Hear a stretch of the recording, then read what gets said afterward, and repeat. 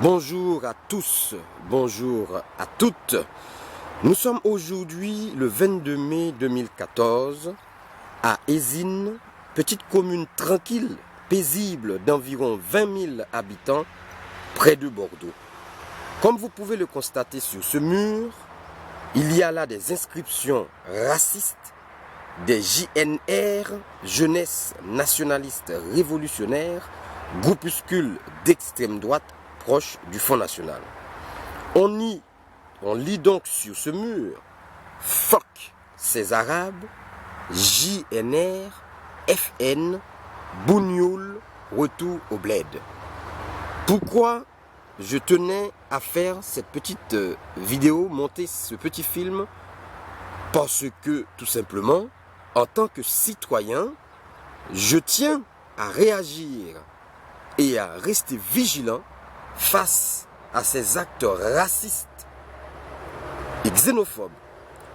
Parce que ça me concerne aussi, comme ça concerne beaucoup d'étrangers et immigrés africains dans ce pays, dont on dit que c'est le pays des droits de l'homme, mais où on assiste malheureusement, tristement, de plus en plus à ce qu'Anne Sinclair, la journaliste Anne Sinclair, appelle un racisme à ciel ouvert. J'en parle dans un livre intitulé « Immigration, intégration, un malaise persistant », publié aux éditions Les Points sur les i. Immigration, intégration, un malaise persistant, publié aux éditions Les Points sur les i à Paris.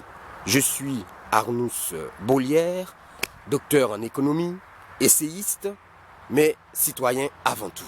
C'est à ce titre-là que je tenais à faire ce petit film pour alerter les pouvoirs publics en général et la population en particulier, afin qu'on mette vraiment un point final, afin que ça cesse tous ces actes racistes et xénophobes de la part de ces groupuscules qui ont pignon sur rue, notamment depuis quelques années et en particulier depuis le règne, depuis, on va dire, l'arrivée au pouvoir de la droite dite décomplexée entre 2007 et 2012, et ça continue malheureusement.